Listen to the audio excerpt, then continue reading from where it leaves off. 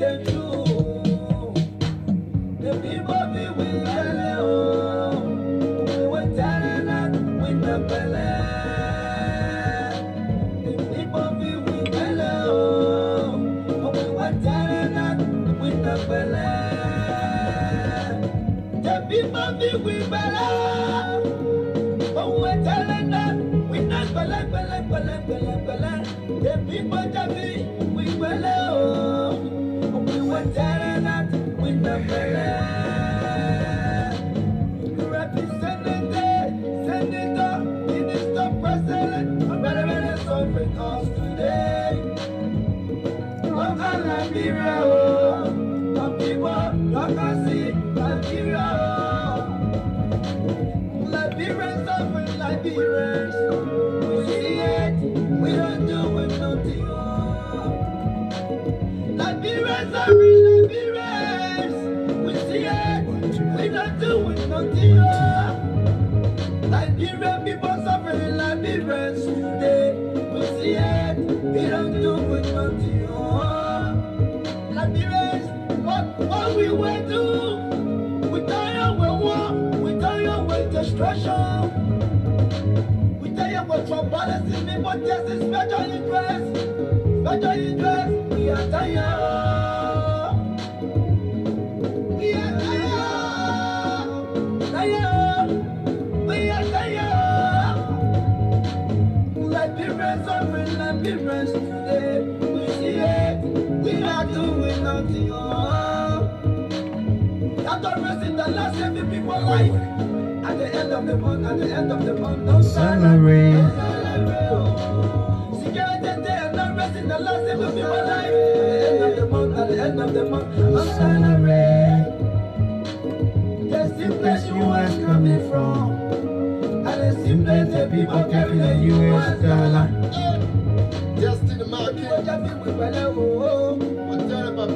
What's telling us? Check it.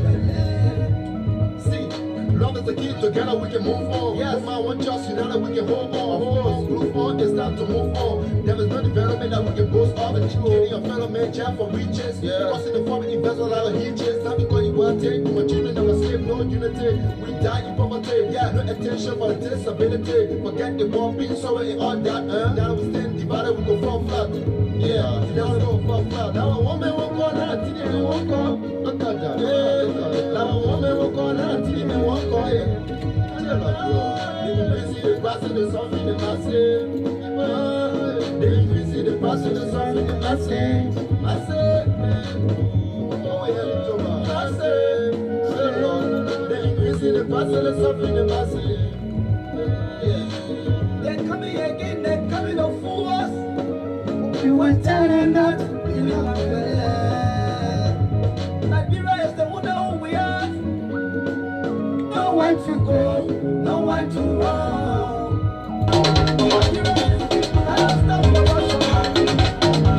We are waiting for your freedom, and we are also fighting for our freedom. And so as we celebrate and we jubilate, please come and join us so we can celebrate together. We are fighting for your freedom, and we are also fighting for our freedom. And so as we celebrate and we jubilate, please come and join us so we can celebrate together. And we are taking an oath to emancipate from mental slavery. The freedom fighter. Let me say good morning, good afternoon, good evening to all of you. Well, somebody trying to the speed of calls coming in. But it's a pleasure once again to be here with you on this platform this afternoon. As I'm at my end here, it's 10 minutes past 5 and it is a pleasure to be back on the program Profile Liberia. Today we'll be looking at the quest for the printing of additional banknotes, GAC versus the government of Liberia. Okay, the quest for the printing of additional banknotes, GAC versus the government of Liberia. Okay, then we're going to look at banks now in Liberia and customers' current relationship. Okay, banks operational status right now in Liberia versus the customers. What is happening there? Is it right? The news we're hearing, is it right that even if you send $50, it might small money like that, you send $50 to a friend, that they will have to go there twice. If they will go to that particular bank, they will have to go there twice to get the money out. Is it true? Should it be like that? Where are we? Why are we here now and dealing with situations, circumstances like this? Why have we been subjected? Why Mama Liberia has been subjected to a hardship like this? So these are some of the issues we'll be looking about. We'll be giving you some detailed facts that are reported as far as the media is concerned. So let me welcome you once again, all of you. Yeah, I see my brother as well, and strong advocates for social justice in Liberia. A colleague as well, Henry P. Costa. Welcome. It's great. Unfortunately, I don't know what Facebook have I done to Facebook. They are not allowing me to take people via the video. I don't know. Yeah. So my video up to now, my video account is not active. It is in there. I've asked Facebook question last week. They haven't responded to me. So unfortunately, I can't take anybody on or via the video call. So I have the number there, which is a USA number. If you want to call to give your 1 or 2 cents, here you're most welcome. Let me welcome another great advocate as well, Mark Zabatia. Welcome as well. Welcome to the platform. It's great to see all of you here. And so these are some of the issues we are going to flesh out. Let me just let me pin the number as well, and then you can call and make your contribution to the 4942227. That's the number to call if you want to call and contribute on the show this afternoon, this evening, depending the time to you right there. Okay, we pinned the number now just in case if you want to call. Let me start off first of all before going to the printing of additional banknotes for Liberia. But the last time, a brother of mine a colleague of mine was discussing on his platform a couple of hours ago about President George Weah and his interest in acquiring estates, luxurious homes, back home and abroad. I remember once upon a time last year, I was hinted and I brought it up. I didn't talk about it on the talk show, but I posted and people commented. It was about me hearing and from reliable sources there in Accra, Ghana, that the president bought a property worth nearly $1.2 million.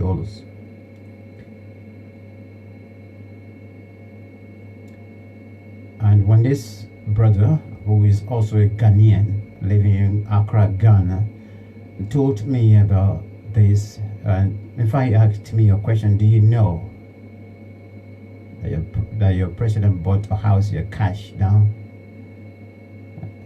And he gave me the value, and I said, well, I don't know. How will I know, in fact? I say, yeah.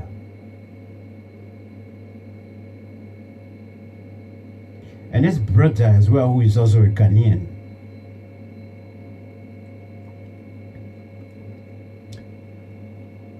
the statement he made that day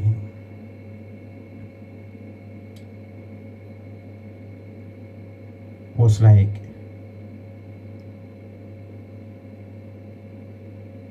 but Max, didn't you guys know about the status of Mr. Weir? I said, well, how do you mean? He said, well, even during the preparation for presidency, you can tell whether somebody is well equipped, ready to function, and function in the interest of the country in general. And I said, well, I don't know. There's no excuse for that because you are not a Liberian. And so if you pose a question like that to me, your expectation is that I should give you a convincing answer and not to even try to pretend that I am not part and parcel of what is happening in Liberia by me telling you, well, I don't live there. I go on holiday, I go with projects, I go and spend 2-3 weeks, 1 month, and come back. I say, I wouldn't want to give you such an answer because you won't believe me. And you won't even take what I'm talking about. But I got the brother point. I got his point.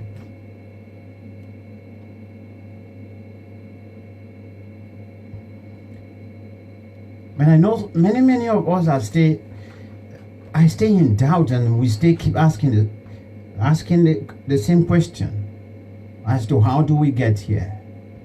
Yes, myself, I'm not going to beat around the terrain or so. After the elections, within a 6 months time, I started asking the question. But it sounded to me that I was actually not trusting myself in asking a question, or not even believing in myself, because I was on the ground. I saw what was happening. And to ask that question as to how do we get here, and betraying my own answers. Because we all know how we got here. We know. And sometimes we try to put the blame on those that we say young people in Liberia, living up to 40, they say young people. I just shared a link with you guys now. The young people of Liberia, I shared a link yesterday wherein the AU is giving you an opportunity for you to apply for their 2019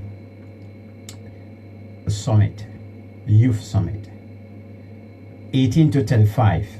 And so now the challenge is you know, because 40, 45, we stay calling ourselves young people in Liberia. And so I still pushing the blame on them. Yeah, the blame is quite in place because,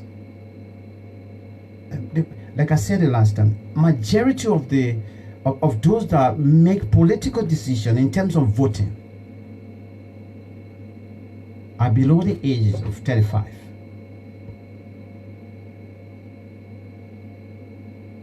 And so, one way or another, you are right to cast blame on them. But what about the educated ones? Those who crafted whatever they crafted yesterday. Those who actually put those words in the ears of Mr. George Weir and told him that you are a very, very good, excellent presidential material. You're good to go. Brother, when you get there, we know like this country will be lifted up. You have so many contacts out there. Your career path yesterday made you to know so many people. And so when you get to power, when you get to president, when you accept to be a politician, when you accept to come and sit in the seat, announce yourself to be a political man, this nation, Liberia, within a year time, Liberia will change for the better. Liberia will progress. Liberian children will have opportunity, and there will be lots of opportunities. And these are the educators, and these are the educated ones. They are the ones that pumped him up. You know, when you sow desire within yourself, when you plan in yourself, and you decide, you say you want to do something,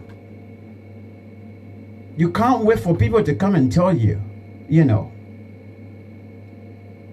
by virtue of of what you do daily, by virtue of how you relate to people, people will see it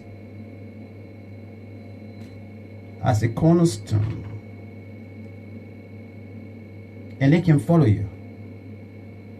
But those that just wait, they just sit down there, they sit down and they start to wait and wait and wait. And they're waiting for somebody to come and just hit them up with words and begin to push them and say, look, you know why? You're just sitting here, you're wasting your time. You are very, very good. You will be very, very good in this area. Why can't you? So what's about them? I mean, all of those are surrounding him. Majority of them, they've been in politics for years. They tried so many times. They tried it out with other people and things, trying to come in. And some of them were in past governments or so.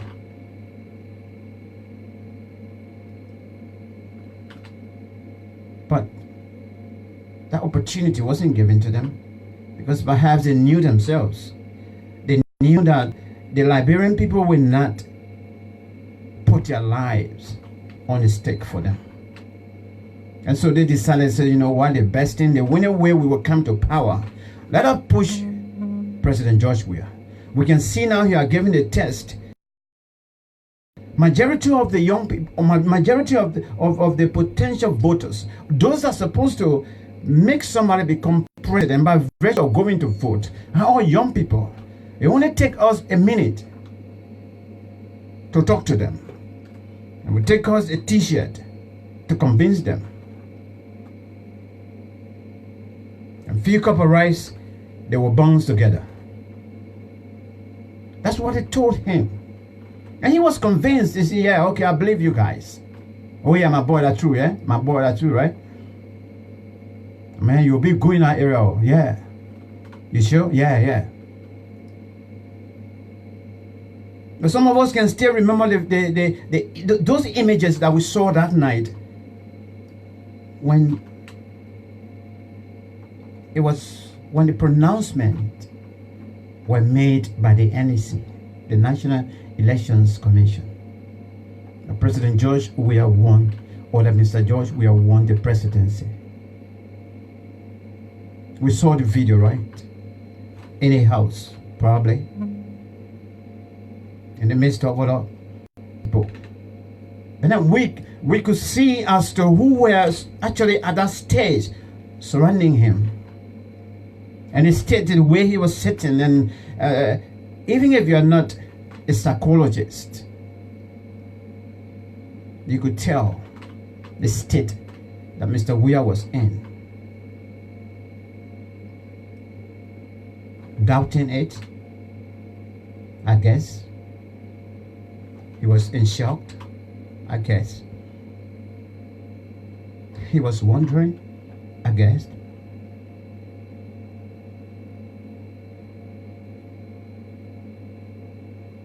The focus of attention at that moment, when I was looking at when I was watching that video, for me, I applied my technical abilities from a psychology class. I was looking beyond him, and I could see that Mr. Huya wasn't to himself at that moment.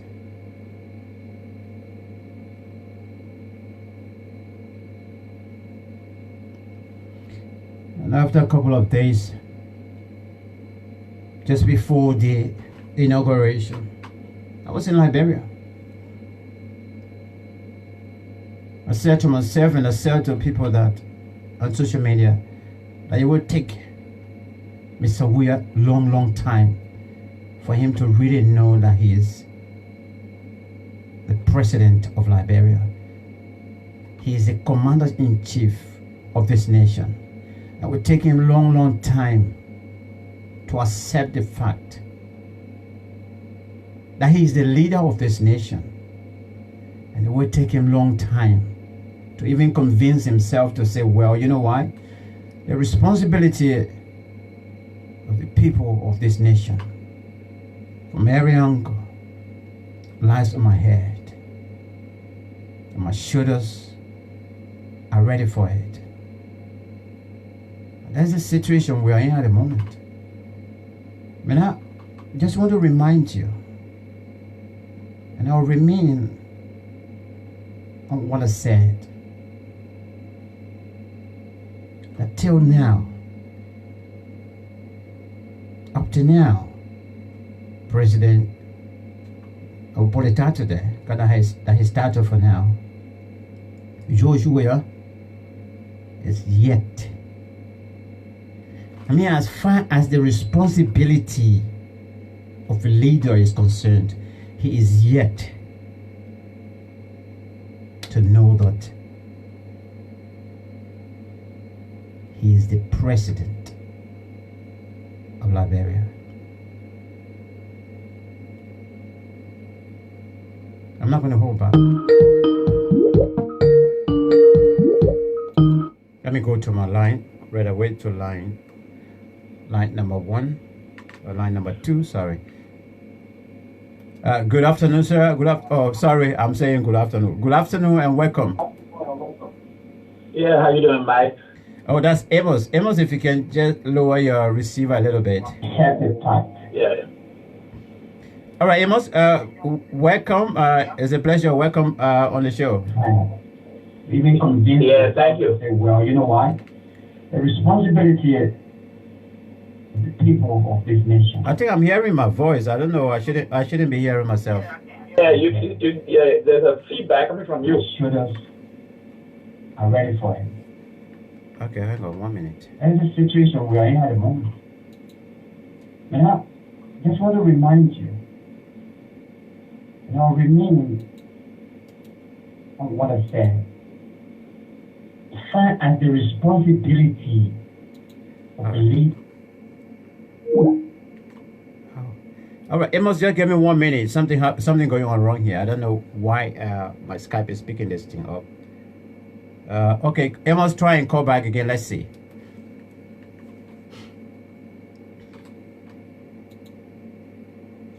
Why is it happening like this?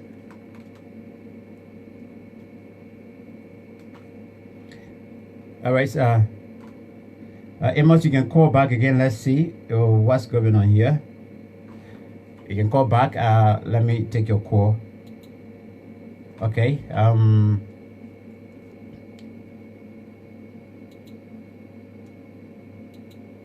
All right. I do sincerely apologize for that. Some kind of a technical problem is.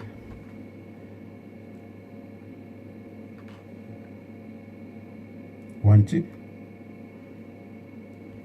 All right, Amos, you can try and call back again. Let me go back. I think, let me just deal with with what we got here to discuss.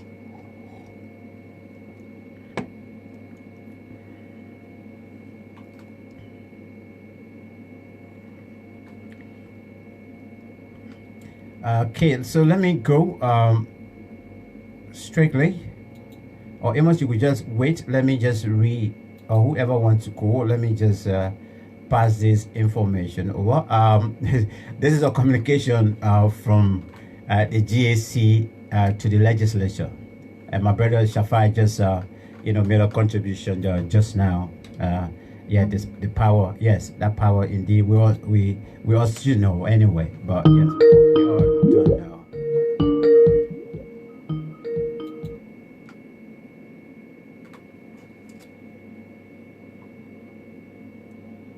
Hello, caller.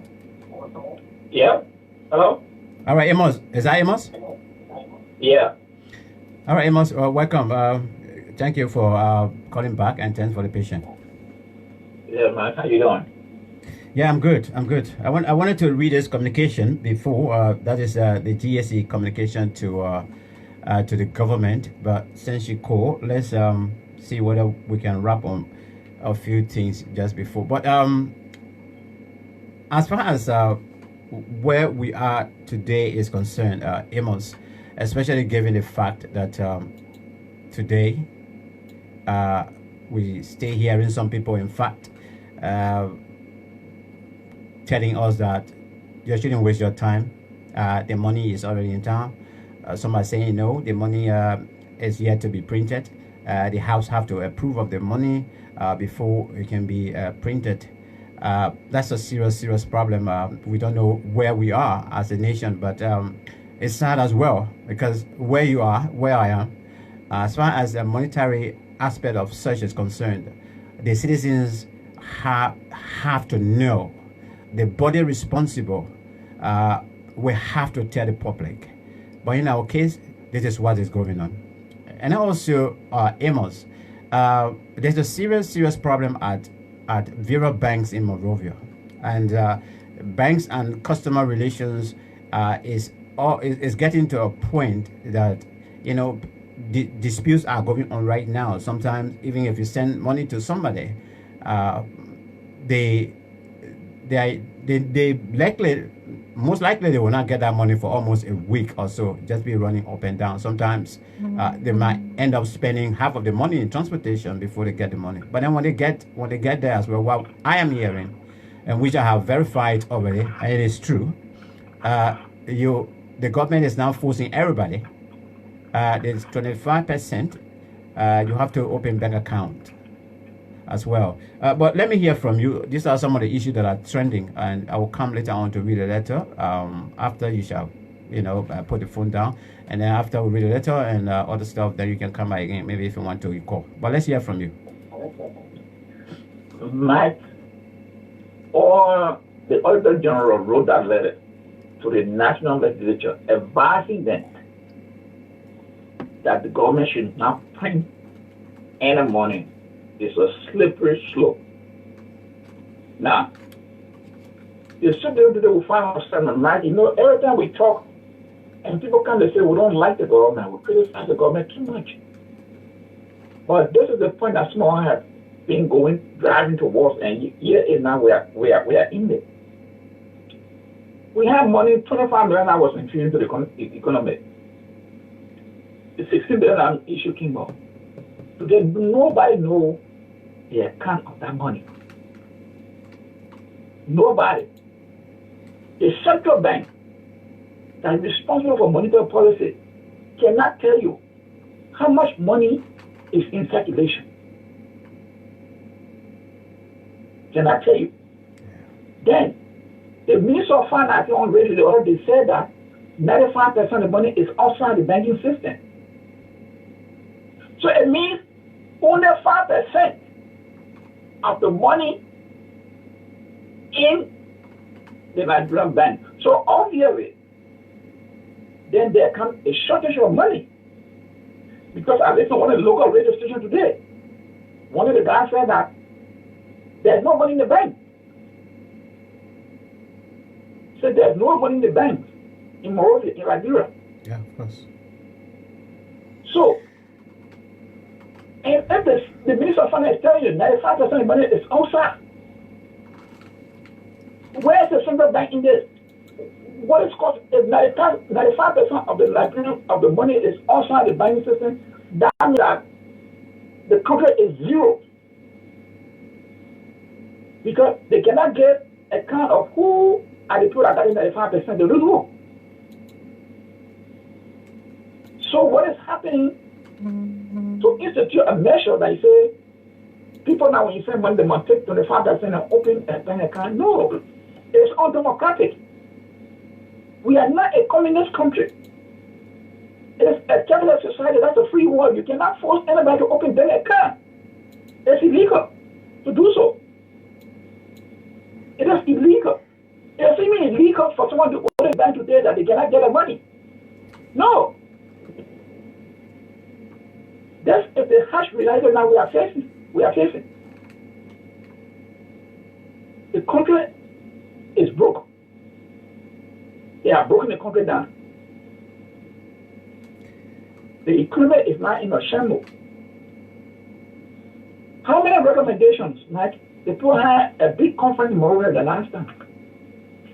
All the recommendations that people gave, what happened to it today? Are we seeing a movement? No. Now they're talking about printing new banknotes. That is the danger. Everybody you talk to, they say no. Because we are not exporting anything of value now that will bring in a hard currency that will help to back the Liberian dollar. We don't have no reserve. Everything is depleted. So what if you go out and print a new money? You know what you'll be doing? Have we not learned a lesson from Zimbabwe? No. You print new money and there's nothing to back that money. Inflation will still go because you know what? The prices of things again will triple. So it means that if someone buys something $5, it will go up to $10. And when you change that thing, that means that 10,000 is not be having a hand or 50,000 to go to the market with. Why these people cannot listen? Why they cannot talk? All the experts in local and international, they are telling them this is the wrong way to go. You are wasting the problem. And they say insisting that they should print money. What do you have to back the money? What do we have now to back the money? Every era of thing like producing like that is down. The rubber is down. We're not getting anything from the rubber. Companies are closing. So what do you do there now? What you will export to give you that hard currency to back your currency, the local currency is not there. And so that's not solution to go print more money. You add insult. You just add insult to injury. You are adding insult to injury. So the question in our mind, who are those people that got the money in circulation? What happened to the 25 million that was infused in the economy? What happened to the 16 billion now? All these things are unanswered. Because the banking system, if people don't believe in the banking system again, the people have lost credibility within the institution. So nobody now is willing to put any money in the bank. No trust in the institution. Because those institutions can be vibrant when they have credibility. But the central bank doesn't have no credibility, so nobody will put money there. You can say you give people 25 or 30%, 40% interest. They will not put money there until you build that trust with the people. And once that trust is lacking, people will go buy the money. Even the little one that's over put it, they will hold it back. So that is that is the cost of the matter now. What can the government do? Because printing money is not a solution. You cannot force people to open an account. No. It's a democratic country. It's a capitalist society. That's not a communist country. Now you force someone to do something, especially when it comes to financial issues. No, you can't do it. And because they have borrowed money from all the local commercial banks, the commercial banks now are now stressed out. Because the money they borrow from the commercial bank, they cannot pay them. And you know the commercial bank is supposed to service the customers. Because that's why they put their money there when they go daily to draw their money. Now, the commercial bank cannot service the customer. And you can't tell me say the government borrow my money, so I can't pay you. No. Because you're a private institution. So the best thing I can do with the government is not for me. When I will give you my money, I will not a contract that we take the money and give it to the government, so when you come tomorrow, we'll give you $5, we're supposed to give you $10. No. So it is not my business. But the commercial bank, because the government has borrowed from all the commercial banks, with the understanding that, hey, when we collect revenue or we get this money, we'll put the money back. Now it's not forthcoming. So you see now the commercial bank now are running into problem with the citizens. And who knows what that will lead to if they continue that way. Because one day some people will go to the bank and they can't get the money, they jump out and start causing trouble in the bank. All right, Amos. Yeah. What I want to do is, for the benefit, I think you saw the letter, for the benefit of other people or Liberians that are following on the show, let me just read that communication so at least the people can understand as well. Because, like you're saying, a lot of them are, always saying or throwing words at us that, we always criticize or so. But logically, they have no idea as to sometimes where we get our information from as well, or why we're doing what we're doing. So let me read our letter. You can call back right after that. Yeah, go ahead. All right. All right, guys. Okay, I will have to offer a number.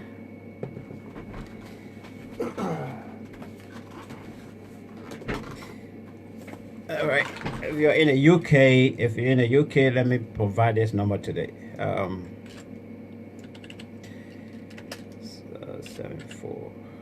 7438969.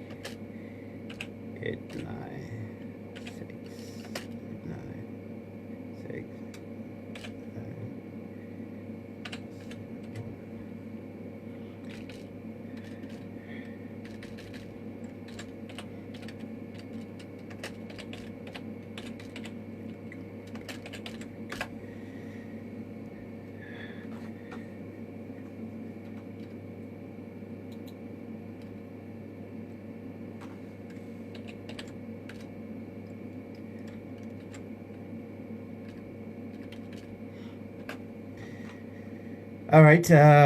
If you are in the United Kingdom or in Europe, you want to call as calling local. You can call this number. I think I need to update it. Let me update it. Let me update the PIN number. Just give me 1 minute, ladies and gentlemen. I will soon come back to you. Okay. Let me edit.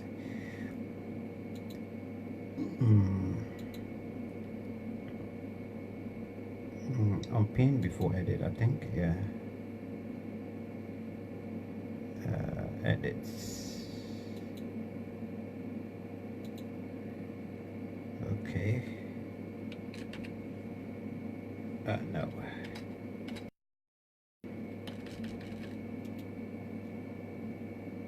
Paste. Okay. All right, I'm PIN. All right. Okay, if you're in UK, you can call that second number. It's a Leica mobile, and be able to participate. Well, just 1 minute. Let me just share the letter with you, and then you can call as well. I was just like, okay, I'm going to read the letter to you. GSC to legislature. Do not waver on stance against printing new currency. GSC letter, GSC to legislature. Do not waver on stance against printing new currency. Let me read the letter. I will actually put my one or two cents to the entire GSC people there. November 11, 2019. Today 11, right? The General Auditing Commission, GSC, one of Liberia's integrity institutions charged with the responsibility to audit all government entities, has sternly warned the government against printing of new money or banknotes to replace the ones in circulation. According to an October 8, 2019 communication addressed separately to House Speaker Buffett Chambers and President Pro Tem Abbott T. Kier, the GAC called on both houses not to accept the request made by the executive because it will accordingly have an adverse consequence on the economy and the people. That's a request to print the money. That is the advice now the GAC is giving. Don't go ahead to do it. The consequence will be huge. And those that will feel it will be the people that are way down there. A copy of both letters signed by the Auditor General, Mrs. Yasado Gay, is in the possession of the Daily Observer. The GAC's communication added, I am strongly of the opinion that giving your approval to print more currency is unfathomable, but will be very misplaced. Granted, we are yet to understand all what happened at the last currency printing, as evidently the US 25 million mop-up exercise does not engender much confidence in the Central Bank of Liberia, CBL.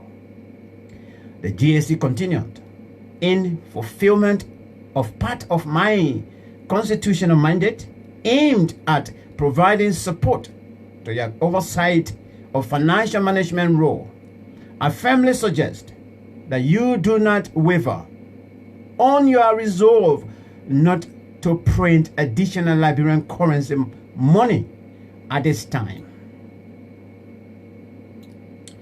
It can be recalled that in September 2019, President Weah sent a communication to both houses of the legislature calling for their approval to print new banknotes due to unaccounted currency infused in the Liberian economy.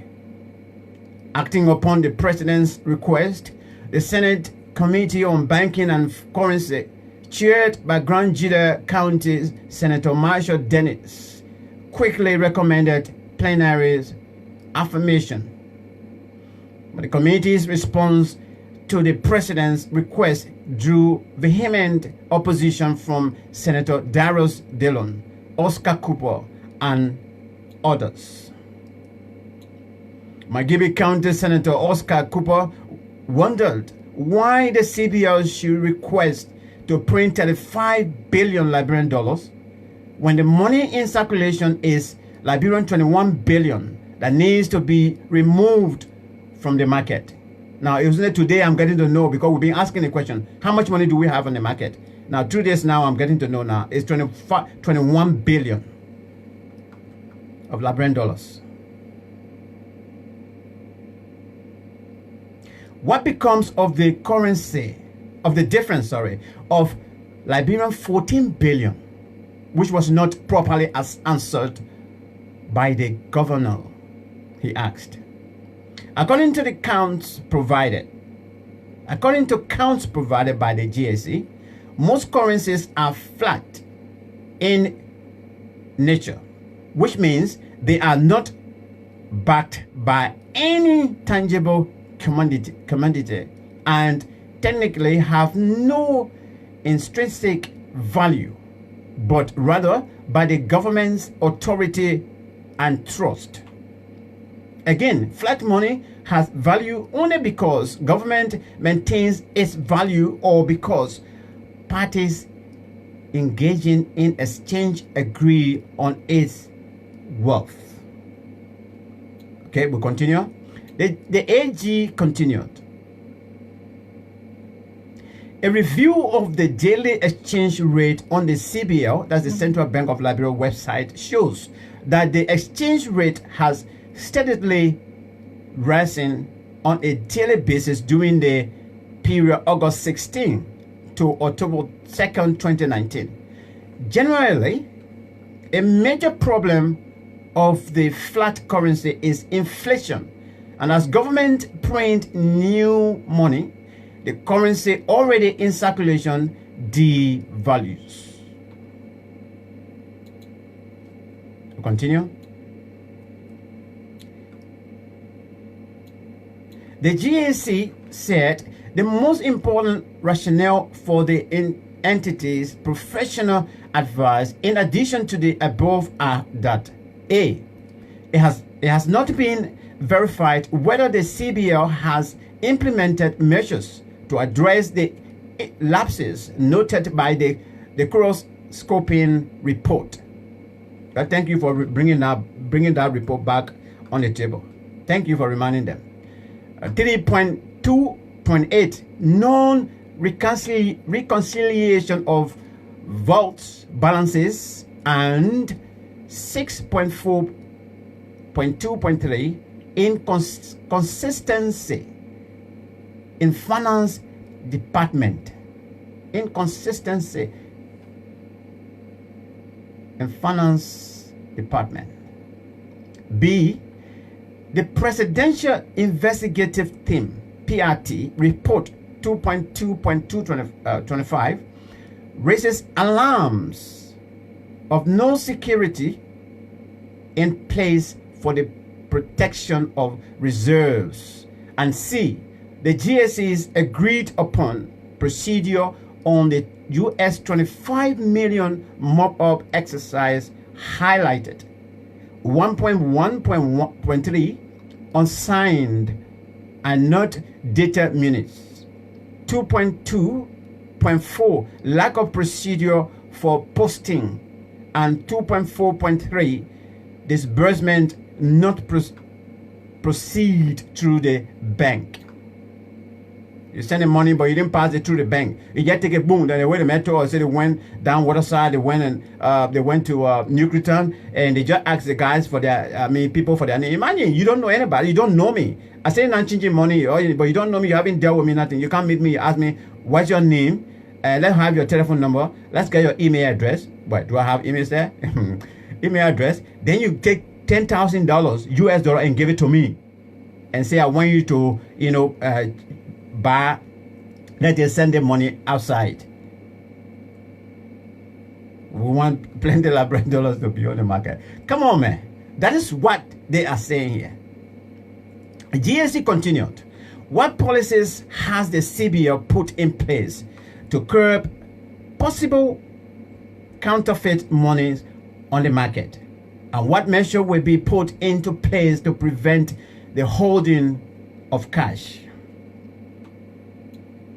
Additionally, from the printing and handling of the LD15 or LD16 billion, it is quite apparent for all to see that CBL does not have adequate internal controls and is thus ill-equipped to function at its best, which the Kuro and GAC reports attest to. The communication said, though House Speaker Buffett Chambers is yet to speak on the leak of the communication, the GAC's communication, however, commended the legislature on its recent stance, denying the president's request to print more Liberian paper currency. You know why? These things, yeah, man, the thing we all supposed to know. People just doing it in secret. This is why they don't want to have websites. They don't want, like, things that they're now on the legislative website. You go there, you read everything. Oh, come on, man. The GAC added, I strongly recommend that as the fresh branch of government, you do not only find ways to foster the morass, but also delve into the reasons we are in this predicament. Are you hearing it? So the GSC know very, very well. They told them. The same way the Cross report advised them those days, yesterday. If you don't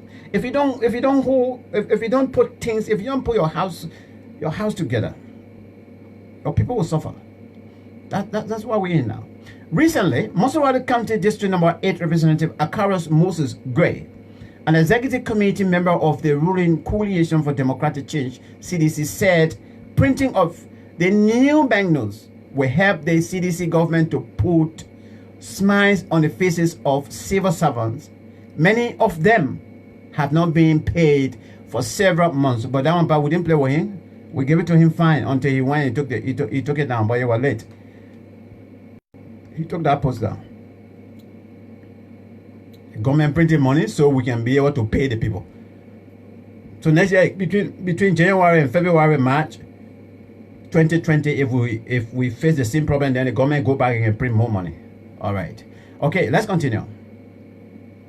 In a sharp response to critics on social media, he posted, printing of money will also help pay our civil servants on time for the Christmas break, but you are kicking against it because you believe that if civil servants are not paid on time, they could join the so-called "we must resign" field protest. So those are his words, though. That post he put up. That's it. They are reading. That portion of it now they put in this communication. Representative Gray argued that the significance of the printing of the new Liberian banknotes by the Weah administration cannot be overemphasized.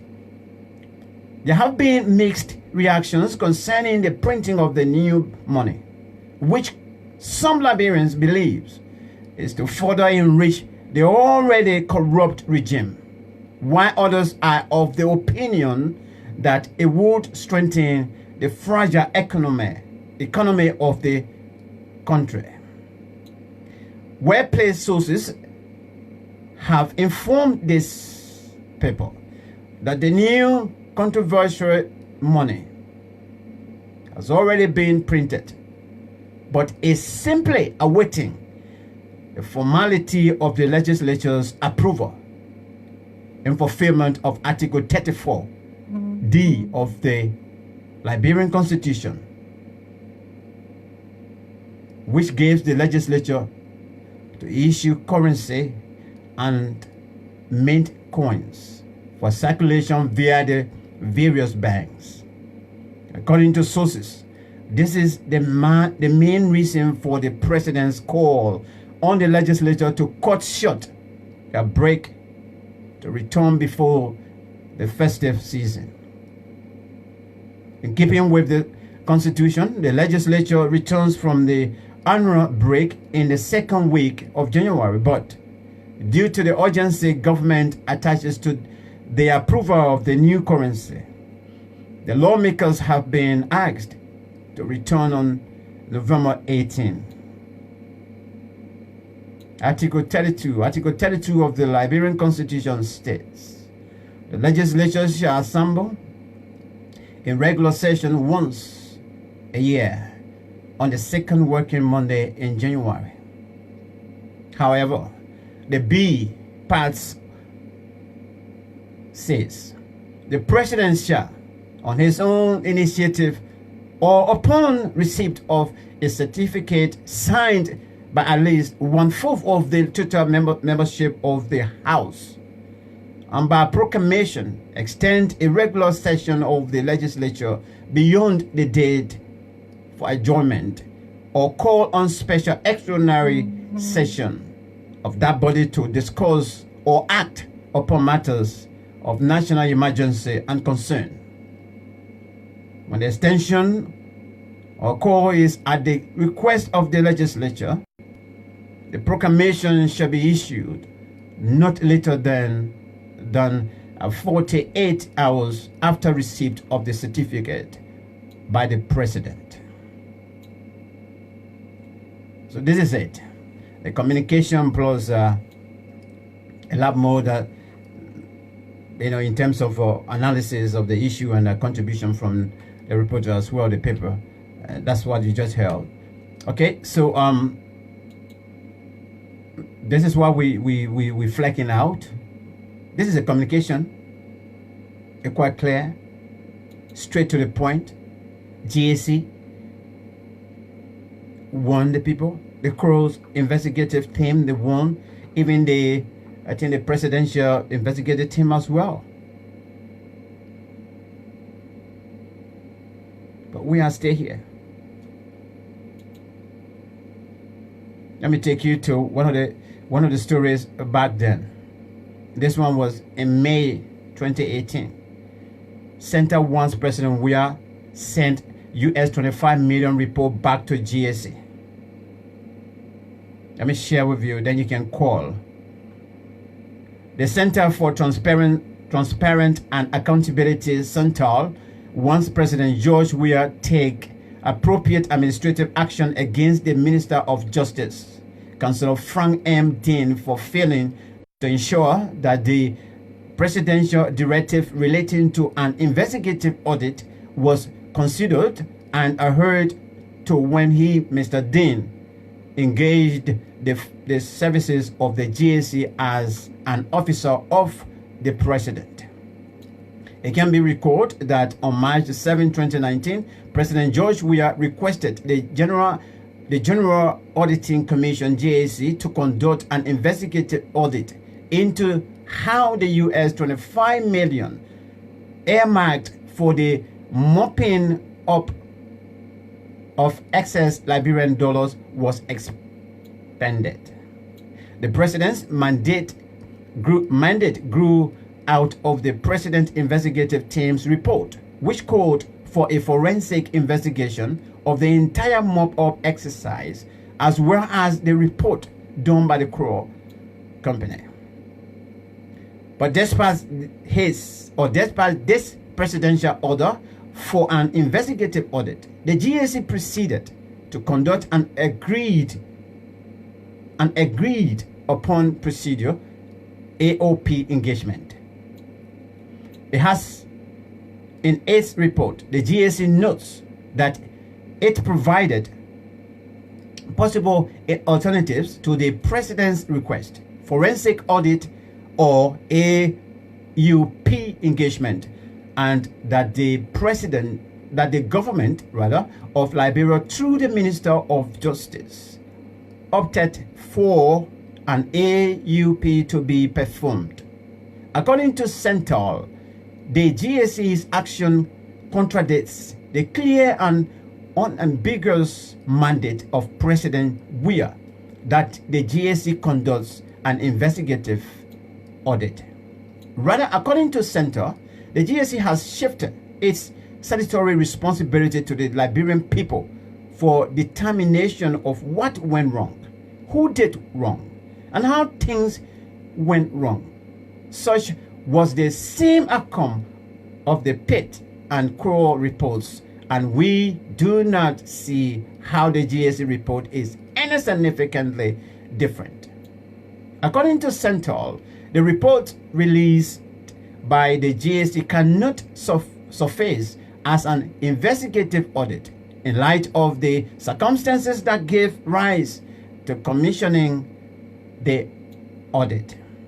This could lead the government or the public to misinterpret the results of the said procedures, as the field of financial accounting or audit is technical and specialized. CENTAL further said this was not the result intended by the PRT and Crow. We believe that the PRT's recommendation of a forensic investigation, which formed the basis for President Weah mandating an investigative audit, was based on the fact that preliminary investigations, CENTAL said in a release. According to CENTAL, the government of Liberia, through the Minister of Justice, settled for a procedure that does not mirror that which was prescribed by the PIT and the CRO. Central wonders why Minister Dean, who approved the PIT report, including recommendations, as chairman of the PIT steering committee, would discard the recommendations in favor of a less stringent and basically procedural engagement. Center also said it can't fathom why the GSC provided an AUP as an alternative approach to the President's directive for an investigative audit. Being fully aware of the scope limitations of said procedure, the GSC report, according to Center, has presented facts that have claimed its attention. The report, according to Center, states that US $491,769 was purportedly sold to 15 entities. Was purportedly sold to 15 entities, but that the said entities have denied participating in the exercise. Another US $702,680 was sold to 27 entities not registered to do business in Liberia. Come on, man. On the underlying accounts and records, the report, Center says, found a variance of Liberian dollars $17,775,323.78 between the summary report and detailed report of the CBO. It also showed a variance of US $1,466,783 between the center said the procedure under review amounts to waste of the Liberian people's time and money, and it duplicates efforts of the presidential investigative team and crew and does little to inform the Liberian people of the ramifications caused by the technical economy management team. So you're here, yo. No, you know. And now the same thing I was talking. My lines are open now. Line 2, you can call it, or in fact 2 numbers on for the phone call. You can call. Those of you in Europe or UK, you can call the number there 70. Let's say 703. I'm forgetting my own number. You can call the number is pinned there. All right, so this is it. Let me reiterate on this thing, on this particular part here. But that's the one I was actually trying to make a little contribution. The GSC report, according to Center. All right. All right, let me go for my first caller. All right, caller. Good afternoon. Is that Maurice? Amos, sorry. And it duplicates efforts of the presidential investigative team. Amos? Yeah. Okay, let's hear you. I was just hearing my voice now, but yeah, it's okay now. Let's hear you. But Mike, that's the same thing with Infinity. Let me say this first. The GSC, I think that's the woman this is her last tenure, so I don't think she'll go back. But that letter she wrote, that will tell you on her why that institution has an integrity. That institution that she's heading has integrity. and she must be local, because for her to write that letter to the national legislature and spell out everything, lay out everything one by one. So one more again, that the Liberian people need to know that the print of this money is there. One more. I think. Hello? Yeah, go ahead, Amos, you're alive. Go ahead, Amos. Oh, okay. I think what the Liberian people need to do now is to put pressure on the legislature not to sign on to this deal, because it's not good. And I think the collaboration political parties have learned that they are calling all the members today to have a meeting, representatives, independent groups, from to have a meeting. And I think the purpose of that meeting is to tell the representatives that they don't want them to sign on this deal. But you know, Liberia is a funny country. It's not like year or year night that people were here to the party call. So we don't know what these people will tell their representatives, and what are the representatives want to carry the message of their partisan or the people whom they represent. So, but I urge people, they should look at the representatives and senators. Those who want to sign on after that deal, those people should not go back to office. They should vote them out. Because the GSC report, the data is very, very, very clear. The ginger that brings the money opposed to the country and to the common people whom this people represent. You know, it's sad when you have people like Akaya Gray to write and post such a thing that they want to print the money so the government can look good, the CDC government. Is that the purpose you going to people? Really?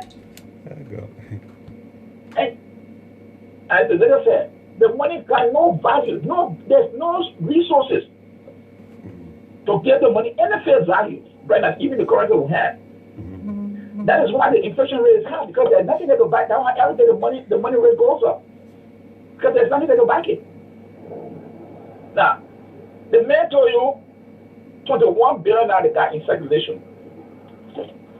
Well, he's been an oral man, so I don't know, because they have access to all the information. Yeah. But why is it that the central bank governor hasn't come up to tell the Liberian people how much money is in circulation? Or the Minister of Finance, which is dealing with the physical aspect of the collecting revenue. Why they are not being able to tell? But it's the central bank, the one that's supposed to tell the Liberian people how much money is circulation. It's a big deal there for the central bank to tell the Liberian people who got 35 billion, 40 billion in circulation. No, we don't know. But then from that estimate, you got, it said 21, the house is saying 21, the scout is saying 21 billion. And you want to print 35 billion. So what happened there? When you want an extra 41 billion for, what you want that money for? To do what there's a discrepancy within that number. So what do you want it for? Eh? What do you want that money for? $25 billion. And they say you got 21 billion, so that 14 billion in assets you want. Yeah. In assets. So what are 14 billion for? Because by right to print money, the national legislature supposed to get the president, and they're supposed to delay the denominator they're going to print. Yeah. $5, $10, yeah. $20, Yeah. 25 cents, Exactly. 10 cents. All the things supposed to be spelled out, so that Liberian people so they can know what they will be expecting. Yeah. And it's just almost showing around like that the money is already been printed. They just bring it for formality. So the issue of mine is lies with the Liberian people. We can talk. I would say we can talk. But the Liberian people, they are the one on the ground. They are the one that got the key, the solution to this problem. Because if we're like here, where you can call your representatives but the people got no offices, no phone. Yeah. Because he's supposed to call them. The constitution will be calling and say, do not sign up for this deed. So they can hear, but they don't get time for the people. They don't listen to them. They ain't got no office. That old man, on break, going to your office. In the district, he's there. You go there in the morning and people come there, they sit down, they discuss issues. No, it's not like that. So you can see what kind of representative people are. So you cannot put anything on them to say where they will do the right thing. We don't know. But if they start, they print a lot of money, I think they'll be doing good, more good to the Liberian people than harm. Because what is the need? Creating more hardship.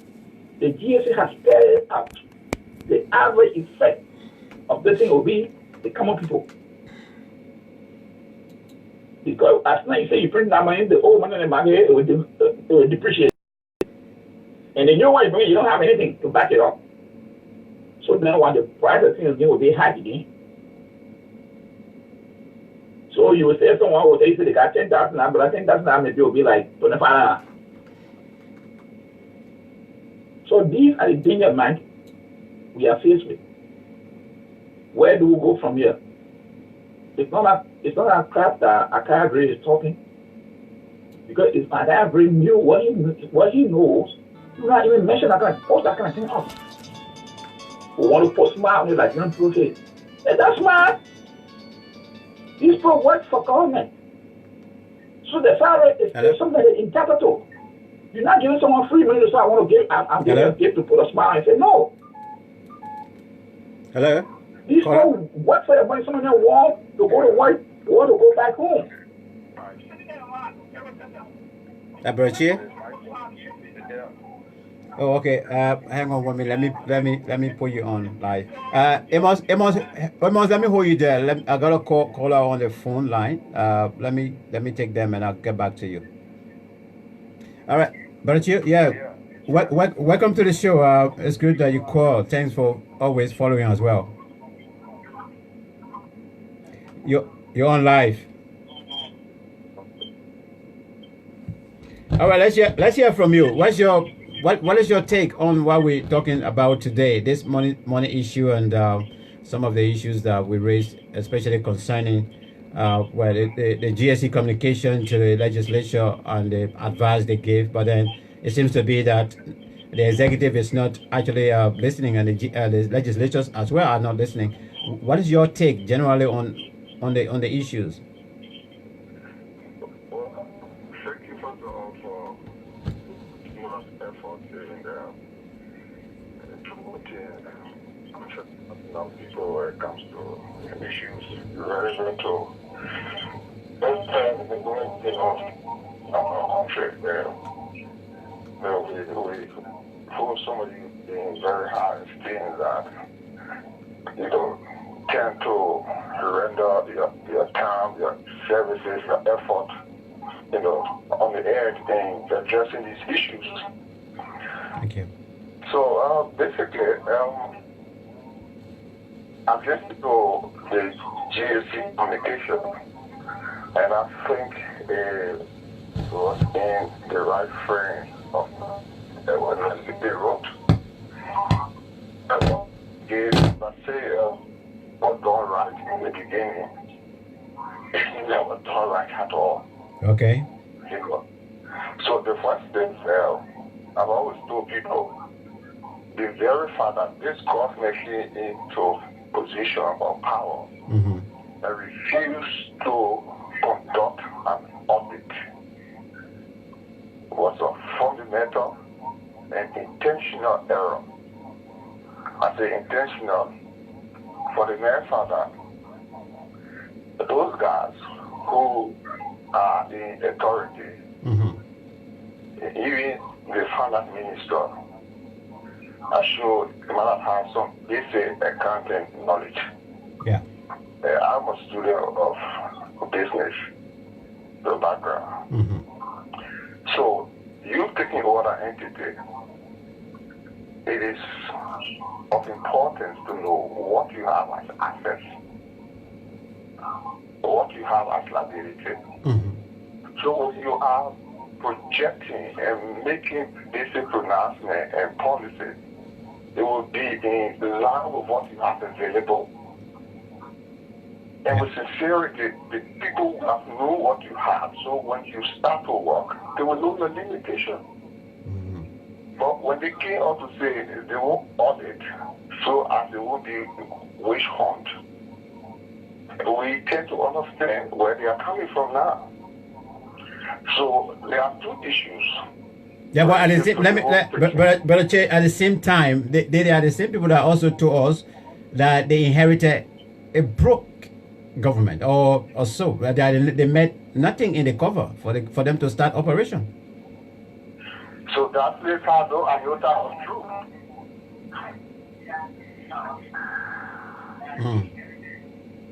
So their action has proven them wrong. So I told you their refusal to have audit is intentional and fundamental. So from the action is the proving that they intentionally did what they did. So let's take into consideration this whole issue of the printing of the note and how it relates to those fundamental flaws that were committed in the very intention of that taking power. To note,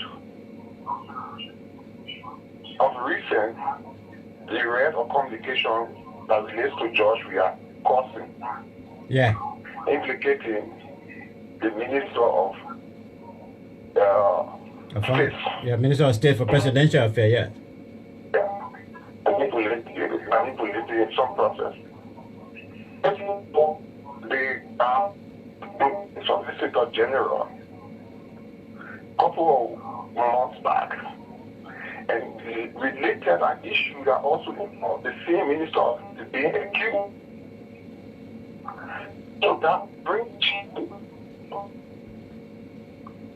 tell you that there is something.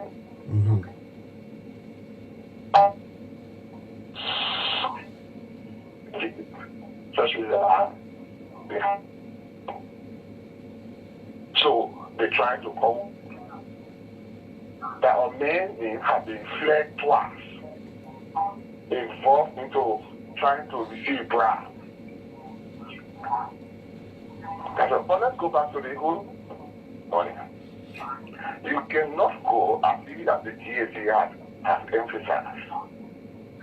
There is no rushing to go to print money now when we don't know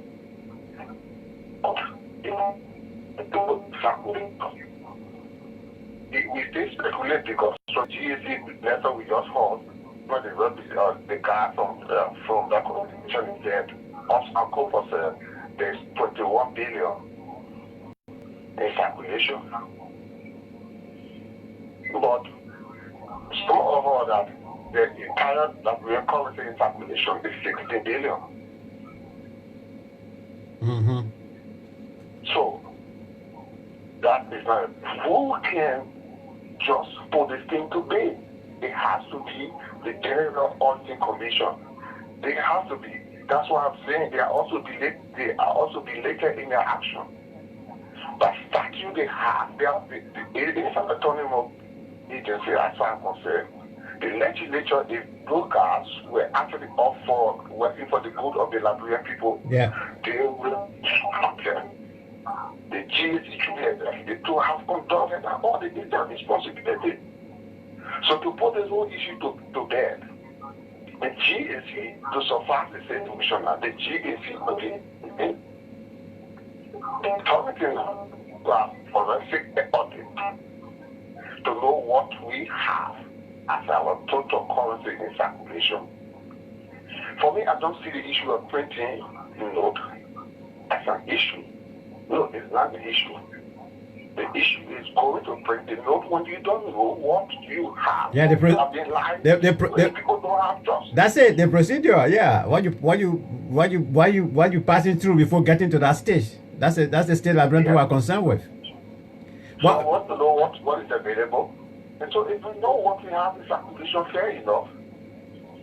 Mr. Che, let me hold you there and take you back to this to the $25 million, wherein, we've given, from this center investigation, they said that the GSC report, according to the GSC as well, has presented facts that have claimed its attention. The report, according to center, states that US $491,769 was purportedly sold to 15 entities, but that the said entities have denied participating in the exercise. That's a $25 million they talk about. They said they went and infused the money, they gave it to people and whatsoever. But now they gave it to the first 15 entities they mentioned, the Ministry of Finance mentioned. The people said we know anything about it. We know anything about the money as far as the money is concerned. Now the $25 million now, Mr. Che, is going to lose this money. Of course. So, last thing, that whole $25 million issue, the issue with the banks right now is also linked to the $25 million issue. Exactly, sir. That $25 million was done through the total amount was done conventionally through the banking system. But this time, all of the money that will have collected from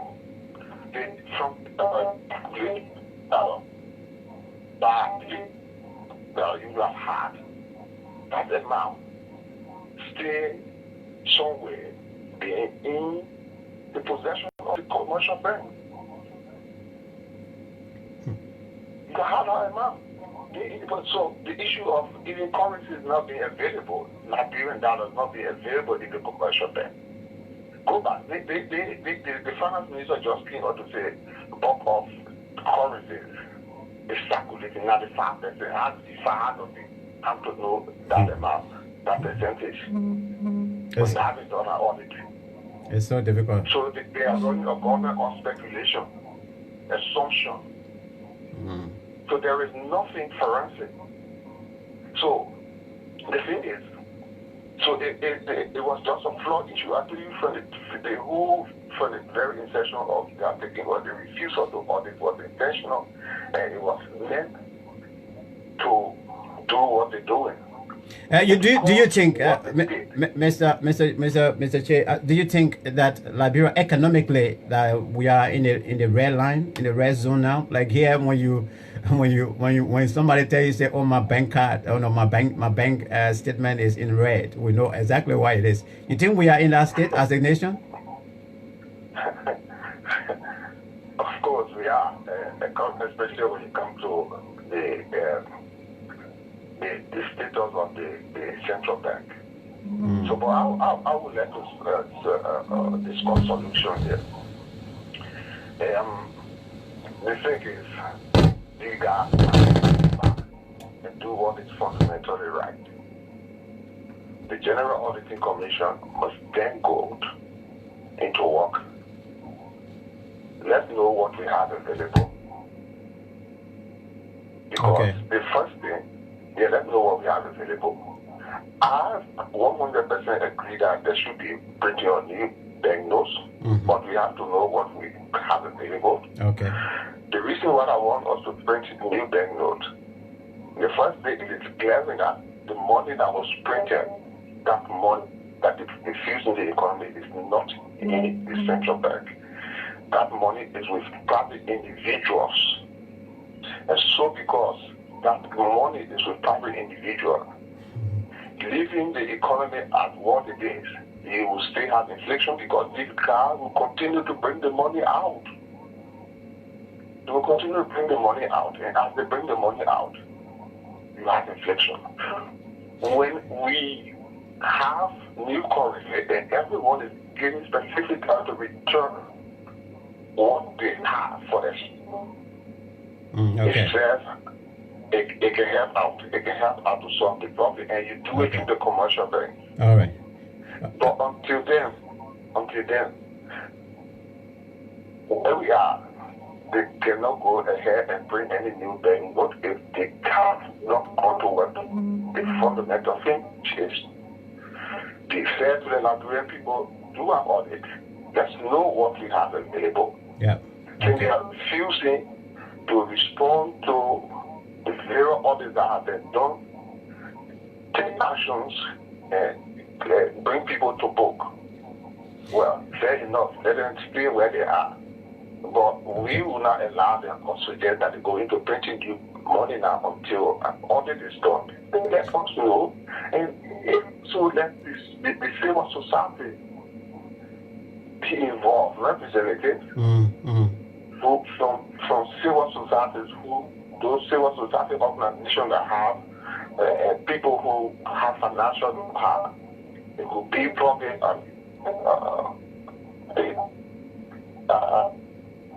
anybody, businessmen or whatever, come in to work on justice eye of the people, you know. But there should be some independent group who verify whatever GSC will have come up with when they conduct this audit. And then because this for me the fear of the people as that the lady has mentioned from GSC, we don't know what we have available. I can tell you want to bring 30 billion. If we from the standpoint know that you have 16 billion, that's what I know. 16 billion. And Cooper said 21. So they want to print 2 times that. Yeah. So if you print that, the end of the matter is some people are going to hold that extra money and they're going to put it somewhere, and you wouldn't have solved the issue of inflation. That's true. That's a fact. But if we know that we have 31 billion in circulation from GSC audit, then you can go ahead and bring that. But until we know what we have in circulation, it is ill advised to go and print the money now without any, All right, Mr. Chair. Situation. All right, just before we let you go finally on this, let's look at the appointment of especially the central bank governor. There's this argument and counter argument on social media, which of course for me, I say when the person posted, I say, well, I don't think that's matter, the experience and whatsoever matter. Does it really matter that somebody should hold a PhD or master's before they can be appointed at that position, or the other ways around? What is your take, you from the business background? The central bank is an accredited institution. Moreover, so just having a degree doesn't suffice the situation because we have government.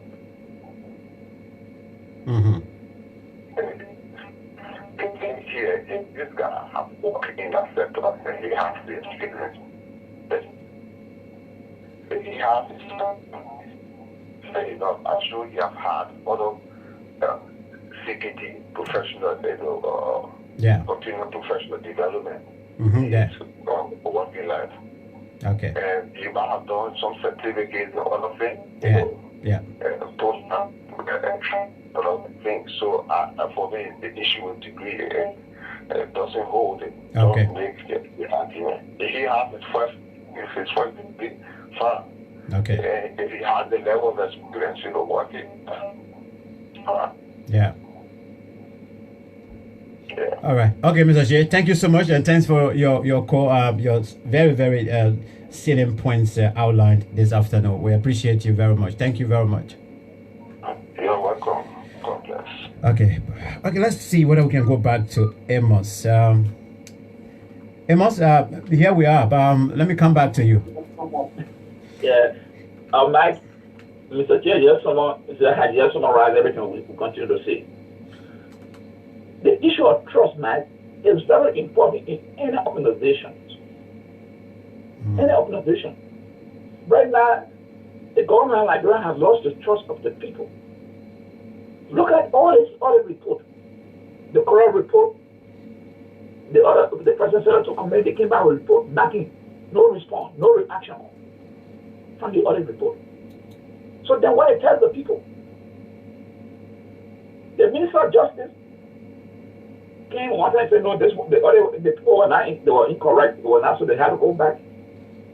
So you can see that these people do not want to build any institution that will be vibrant, that people have confidence in.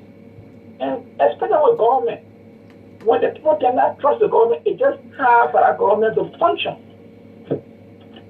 Because the basic thing that the government is supposed to bring trust to it, it's not doing it. But we talk about other things in government. You know, like, there was a tip I saw the other day. The former Minister of Lands and Mine, Eugene Shanna, he was, 2010, he was interviewed on CNBC. That is there. If you Google, you'll find it. Right? They said that the Ellen Johnson government at the time signed 6 concession agreement. And that 6 concession agreement mounted to the amount of $6 billion. $1 billion for being United States dollar. They took the interviews on CNBC. They were published in 2010 or something like that. Or it's there. Can you imagine, Mike? That kind of money, $1 billion, 6 concessions, and take into account all the money that was pouring in Liberia. Look at where the country is today. You don't think it would have been a golden opportunity for President Weah to operate that government? Ellen said she left $150 million, Joe Weah said he saw 50. So it means that you have $100 million in limbo. Nobody can account for it. It's used. He said, she said. These are the things that bring that people don't trust government. Because these are the things the government should have initiated earlier to bring trust of the people. So even today when they say anything, they choose the people say, oh no. Because all these rubbish when they make the server, we can't see it. So the issue here now is how can the government move forward? What can they do to win the trust of the Liberian people? The banking system is completed. It has a problem in Liberia. I want to say it collapse or collapsing, but if people can go to the bank, they cannot get what the money for it. Then that is a serious thing. Then what you say on your side, say that account is in the bank, is in the whole program is in red line. Because it's not yellow people. If people can go to the bank, they cannot get the money out fully. 2 days, 3 days before they can get the money out. You know what that meant? And these are not just, it's not outside we talk, because this is coming from inside Liberia. People on radio talking this. So it's not that we gossiping. People are seeing it. Okay, yes, somebody called me, and I will ask the person, if people had to go to work to capital building, somebody wrote me to their staff not to go to the building because no pay. You just stay home. There's nothing to be done there. And the person told me, some of the stores by time. Some of the stores open late this time and close earlier. So maybe the business so you see open at those stores that say something for sugar, no flour, I think. So because there's no money, nobody buying.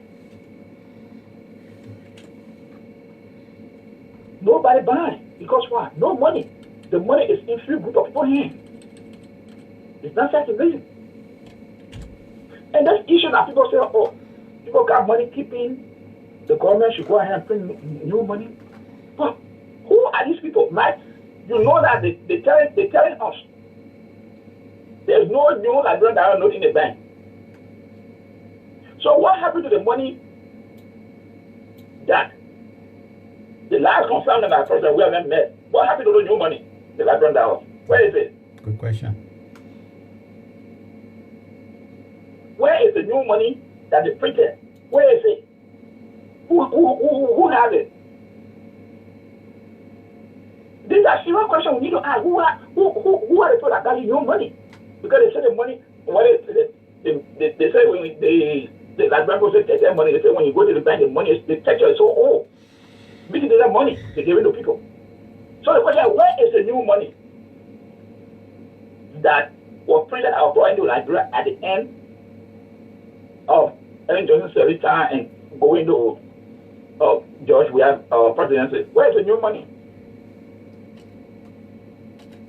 So who are the people that got that money that the government is talking about? Who are the business people that went to the bank and told the bank gave all the new money? Who are these people? And you know how many market women got money to go to the bank to withdraw that kind of money? Mm. How many market women you think that money will go to the bank to get $750,000? How many market women like Brady think and their hand on? It would be people who are in authority. So when you get what's all them print this money, you get the same to match. They will take the money and give it to people to go and put it right back in the bank and take that new money again. When they go when the finance minister says 75%, 95% money is offside, you think who you referring? Who got that money? Who are the people that got that money? How many people in Liberia that you know, Mike and myself, that keep money in their homes, that will say, oh, I got 70,000, I'm not taking to the bank. How many people in the market you know that will do that? The people that got that money are the very people who are in power. Those are the people who are getting that money. So you see, when they're advocating, when they're pushing it around that they will print new money, because when they print that new money, they're the same people again. Every man called it, the man is official government called it bank owner that he got $2.5 million in the place, and he needed. You think the governor will refuse? The legislator from CDC said, I got $300,000 now. The only thing to my man, we need so time. So who are these people that they continue to say that money outside the banking institution? If Samuel Troy can tell you, he took money to West Point and New Kuta to change. And they cannot find these people. What did I tell you? What did I tell the Liberian people? You will take the Liberian people money and go to West Point and New Kuta and you don't know the people you gave the money to. Then the other people dispute that. The other people say, no, none of anything exists. Yeah. How the people that gave the money to? Liberian people with braver. The other report, the local, the international other report, the one Kerry Street, so the money to know the name.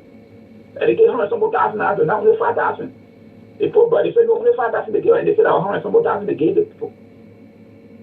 It's not broad day robbing there, right? The man is letting you, calling his name that, oh, this is a receipt issuing the gold, and the man said, oh no, yeah, the money the people brought to me 5,000, but their receipt say $100,000. You don't say that is sold to the people. So, what would take a leader to turn people off for prosecution? If a rocket scientist to say, oh no, people never did it, well, I think 3 or 4 different reports continue to implicate the very same people. But because they are in your corner, you take the report and put it aside. You scare the business community away before I even talk to the locals. So the GA can do all the audit. At the end of the day, they have to give it to the president. The president now has to take and give it to the Minister of Justice. But if they give it to the president and the president doesn't give it, what happened then? The GAC, they had done their part. They have done their part. It remains now for the president or the executive to play that role. And if they're not doing it, they cannot do anything. All right, Amos. Because all the people who are implicated are in the corner of the CDC party. So the issue in our mind is where do we go from here? How the government can regain the confidence of the Liberian people? These are the questions that we're looking up to them to answer. So, Mike, I just want to say thank you to your listeners. And we'll continue to do what we do. Oh, yes. To make sure we are telling our people the truth. That's the only thing we can say, that one day we say, yes, this is what we said.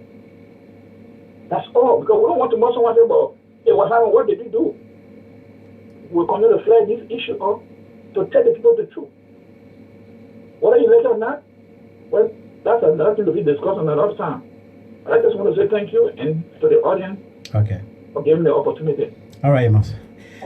Thank you very much, as usual as well. Do have we stay here, but I'm just going to wrap up now, and then we'll come back later. I think hopefully we might need you later to sit on the print news as an analyst. Yeah.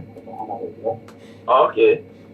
All right, Amos. Thank you. All right, that's Amos George, all the way there from the USA. But before I take leave of you, not really taking a leave. But this is it. All right. Let me read a portion of this. I'll deal with the story tonight when I come. It is reported in the paper, in one of the papers. I getting tough. I'm quoting the president here. We are partners in progress, a government in and out. America is our partner, and we need to feel the presence of America in this country. We need to see your companies that made you great country. We need to see them here. If it means that we will get all American companies in this country for Liberia to succeed, then we will do it. But we must be fair with each other. We must work together for the benefit of our both countries. President George Mane Weah is saying that. I will read a full story later on tonight. But that's it. I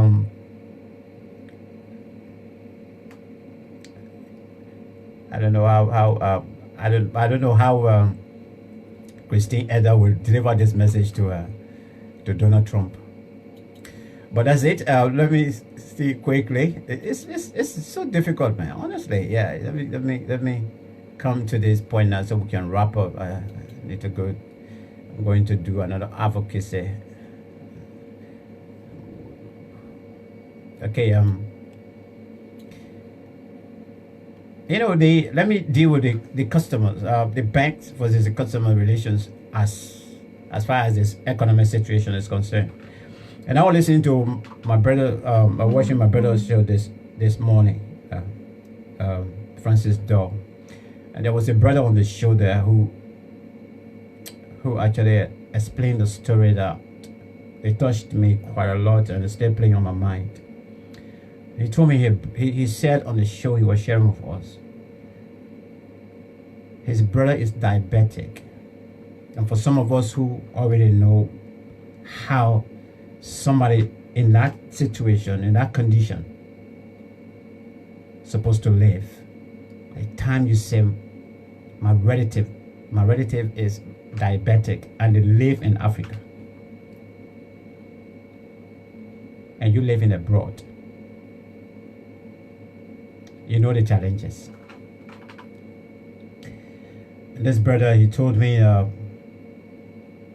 because this is one sickness as well, you have to monitor yourself 24/7. Somebody have to, depending on your age, somebody have to monitor you 24/7. And the brother fell ill last week or 2 weeks ago, and then he decided to send him money through the other means that I normally send money until he said MoneyGram.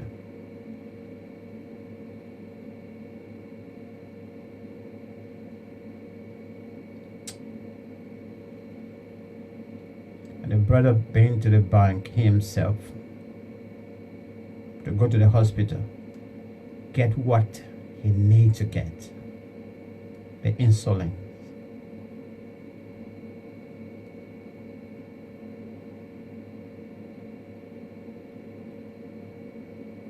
He went there so many times. He couldn't get the money.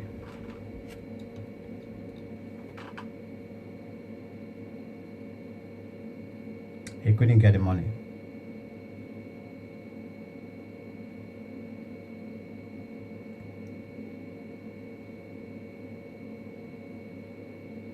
he got tired because he was even borrowing money to go to the bank. Spend 3, 4, 5 hours, system down. Go 3 to 4, 5 different banks, system down. Go back home, come the next day. Go back home, come the next day. Go back home, come the next day. And he got tired. This is somebody that is suffering from this killer disease called diabetes. A brother have to call another friend of his who is doing business and talk to him and begged him. Whatever interest you can put on it, but I want my brother to go and get his solutions.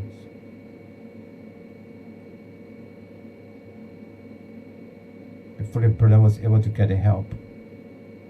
And now he have to, according to what he said, he have to withdraw the money, go back to the place to send the money, get the money back, put it in another person's name. Now this is where we have gotten.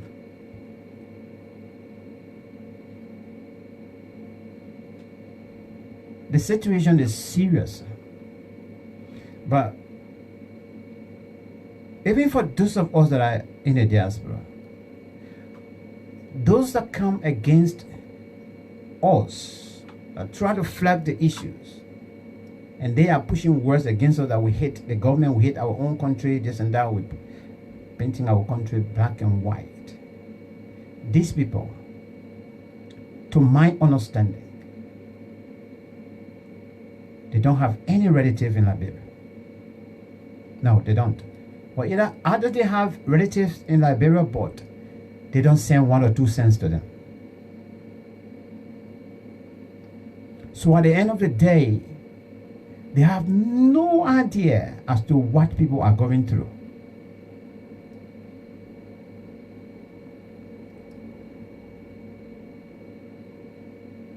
That is why they're doing those things.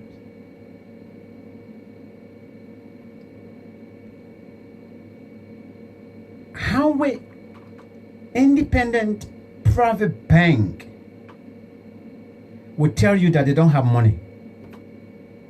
You know, your own money, you went yesterday, open a bank account, you get small thing, you go and put it inside and whatsoever. You go for it now, you want something at $1, you want something at $2, you go for it, they tell you there is no money. Or the system is down. Why? I mean, I can't comprehend this. This is not a central bank. This is not National Housing and Saving Bank. Even if they're them. If you don't fit to operate, then don't operate as a bank. But when you take people money and you're doing business with it, that money, it needs to be circulated. When I want it, I should get it. But for you to refuse to give me my money, only to tell me that the system is down, that's bad. And let me just remind some of my friends that are working in the bank. You guys, you need to wake up. You need to tell your bosses. Because this is November we're in now. In a couple of weeks' time, we will be in December. From the first week to the second week, majority of the people that are doing their lele susu, and they keeping the money with you guys, they will be going there to collect their money, to divide their money among themselves. Now you tell me now, somebody have given you at least nearly $1 million Liberian dollars, and you've been doing business with it. You've been making your own profit with it. Today they have gone to collect that money and they say they want to distribute among themselves, and you go tell them that there is no money. You stop it. You know, those are what are talking now on social media. They're not listening to us and whatever. But these are the people that they will listen to tomorrow, because some of these banks will face serious trouble in a couple of weeks to come. Because for me, I know, and I'm getting information about these people these small groupings and things. Sometimes they get 100 people, 150 people, or 90 people in one group, and they meet every Sunday. They collect money. They go and deposit in the bank. They pay their susu. They pay their club. Their club money is in the bank, and you're playing with them like this. You need to stop it. You're playing with them like this. Because a lot of them are our Oma in the market there. Yeah. Our Oma they're saying the bitter board are go in their garden, they go and use their fingers, they get their potato grains and whatever, bitter bowls, and come and pull it there and sell it small. Every Sunday they go and put their $50. Every Sunday they go and put their $100 or so. When in the next 2 weeks, when the club president and official go to that bank and go stand there and they tell them that the money, that the system is down, you will be causing serious trouble in the country. So you're the bank people, you need to put your ass together. Whoever is telling you to withhold the Liberian banknotes, you guys are illy being advised, and trouble will come from those our women there, man there, people then that didn't want y'all forced for them to bring trouble. You don't expect the old people to come outside and go stand to your bank and they say they having I don't know how to call it, protest, and that they want their money, they want their club money. No.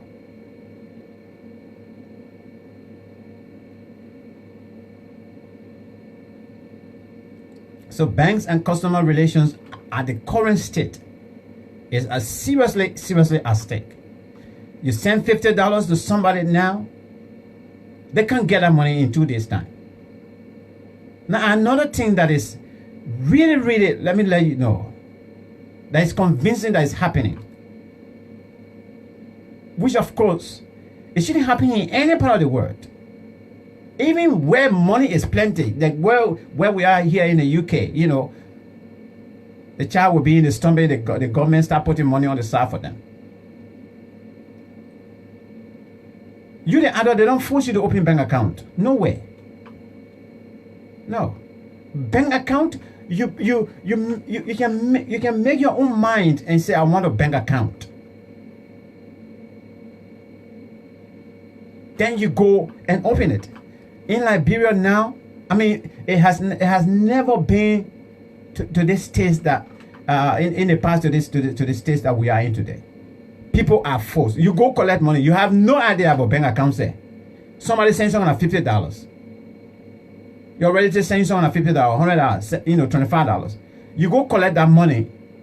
Then the government is, and I say the bank is telling you they are calling to the new laws from the government.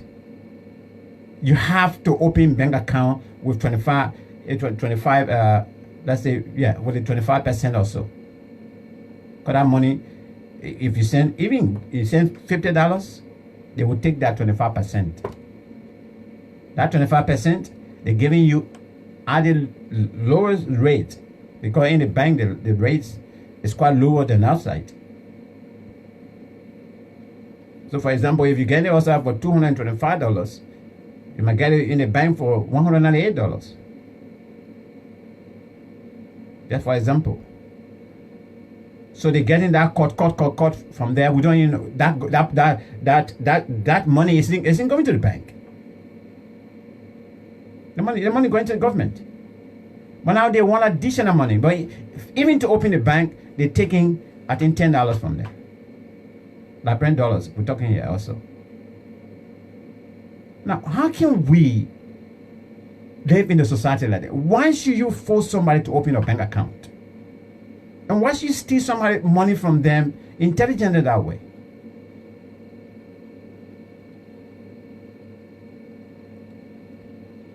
These are some of the reasons that you don't even find the US dollar anymore.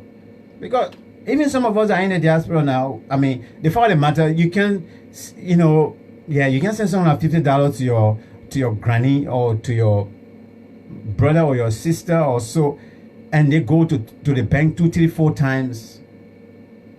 Sometimes they finish using half of the money in transport. They still can't get the money, man. Now, how will we be encouraged now to send money back home? So US dollar too would be somehow to get. Now they're forcing the people not to release the money. But no matter what it is, our $16 billion, even when you bring it down to 15 billion, it's still plenty of money. We want our money. We want the money. We want our money. That $25 million, look, listen to this. Before I leave you, listen to this. Very, very, very sorrowful in this report, or in this communication with from the GSE to the legislature. The GSE report, according to Center, has presented facts that have claimed its attention. The report, according to Center, is an organization, states that US $491,769 was purportedly sold to 15 entities. That could be individual or so. Like $25 million that we're talking about here. They're cutting it down into portion. They sold the money into 15 entities. But that they said entities have denied participating in the exercise. That's the time your mayor, I know your finance minister, he took the money he carried in the street to say give it to people. Now the investigation saying that if 15 entities, whether that J&J money exchanger, B&C money exchanger, from one shop to another entity, these entities do not exist. So meaning this first money we're talking about, $491,769, is unaccountable. It's nowhere to be found. And it went on further, but that they say entities have denied participating. Okay, another US $702,680 was sold to 27 entities not registered to do business in Liberia. So this is it. No matter why. Who are the people that are actually backing these people? And when you talk about these issues on social media, they come at you. You just hate the man. You just hate the man. Something true, man. I wonder this man. This is why I would try hard when I go this trip. I really want to try hard to see this man. Book an interview with him, to see McGill. Book an interview with him. If they give me a chance, I just want to go inside and small. I just want to know whether do they really sleep at night? When they go to bed, do they sleep sound?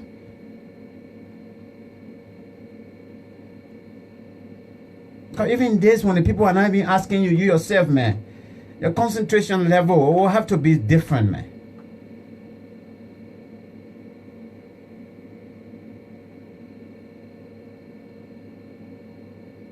And for this man to be brave at that time, to come and tell us, even look at the international community that are helping you, to tell them, the people that are sending you aid, the people that are sending you small money, to tell them that yes, we have money, $25 million, and we decided to go and beef up our economy, the strength of the Liberian dollars. And so we went out there. We took I took $10,000, I gave it to this person. I took $5,000, I gave it to this person. I take another $100, let's say $500, I gave it to this person. And in return, what we did, this is something true that I'm talking now. We collected their names. We asked for their mobile phone numbers or cell phone numbers. We asked for their email addresses. And we kept it as document. Come on, man. You don't know me. You don't know where I live. You meet me in the money exchange booth or whatsoever it is, and you come and give me $100 US dollar and say, help me to change to put this money. I mean, does that make sense, man? Let me see what I can read your comments before I leave. We're having a portrait night tonight for those of us that are against climate change. We're having a portrait night tonight. Let me see. I gotta go and read some poems there. All right. Let me read your comments. Frere Shafar says here, the power to order the printing of money rests with the legislature and not GSC. Of course, yeah. Okay, let me go down further. Emmanuel Yuma, printing of new currency will not solve the current economic crisis unless the government can put in good economic policy to revise this problem. Thank you very much. That makes sense. That makes sense. Huge sense. Evangeline Mami Tar. These crooks only want to print another money so they can steal it again, to enrich themselves and their bleaching mistresses.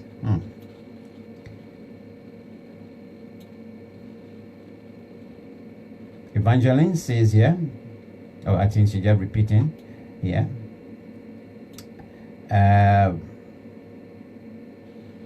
All right, I think Evangeline is so really, really angry. She keeps saying the same thing. All right, Emmanuel Yuma, is this government following the advice of the international financial institutions, or they are listening to talking Tom Twe economic theory? Myself, I don't know, Emmanuel. I wish I know. Well, Emmanuel is your Twe man is a government as well. He's the one that controls the whole thing. So. All right, testimony. Ebony Dogger says Liberia is in a big mess. All right, this is what we have for you on this segment of the program, Profile Liberia. And we've been talking about the quest for the printing of additional banknotes, GSC versus the GOL, which we read our communication to you. And of course, banks and customers' current relationship in Liberia as well. We're trying to we discussed that lengthily. The relationship right now between banks and their customers is not going well at all, and I just try to put in my 1 or 2 cents as well. I'm giving my own advice. The bank they got to wake up, because the season is here. People will want their money. For you to hold on to their money, it's wrong. Like I said, in the next 2-3 weeks, clubs, community clubs, susu people, they will be going to banks, because majority of these people, they don't keep their money home, because some of them can be too plenty in a group, in a club. So not small money they can group. Some people can even pay up to 1,000 or 2,000 per hand. They call it hand or so. So you're the president or so, or the executive, you can't take that money and keep it in your house. You got to carry it to the bank. And you can make small interest as well, because at the end you will make you can make small interest and get profit as a club. You share it, because the bank will do business with your money. These people, they don't draw that, they don't take that whole money before the end of the year. No, they wait until early December. They withdraw the money and they share it to their friends, to the members.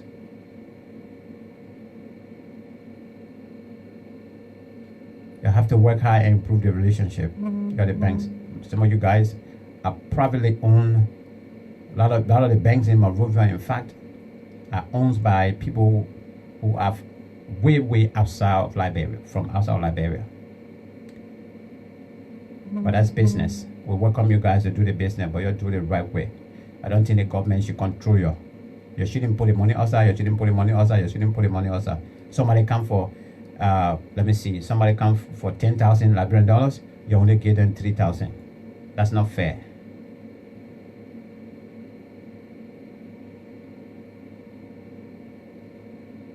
They go to central. The bank then go to central bank. What I'm hearing as well. The banks then go to the central bank. If they go for maybe 10,000 to operate for the day, what I'm hearing, central bank will get about 30,000. Now, how can they give? How can they operate their Western Union system and the MoneyGram system? But they have small money that are coming in, being released by the Central Bank of Liberia. Things are not right and things are not going rightfully. I'm going to stop here because we have another commitment. And by the grace of God, tomorrow, hopefully this evening, if not, we'll be back with another edition or with the print news edition.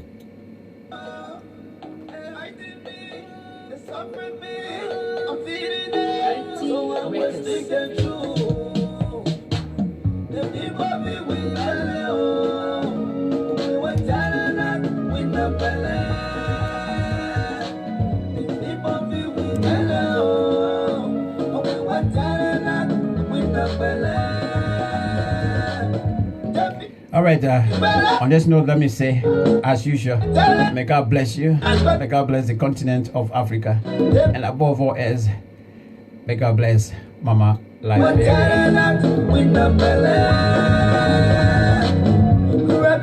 Bye-bye for now. And thanks for your contribution as well. Thanks for all of you who wrote some comments, who tried to call but was not able to get through. Thanks for all of you who sat in up to this time. Thanks for your support and your contribution. We're here to inform you, to pass the information to you as always. Until then, take care. God bless you once again.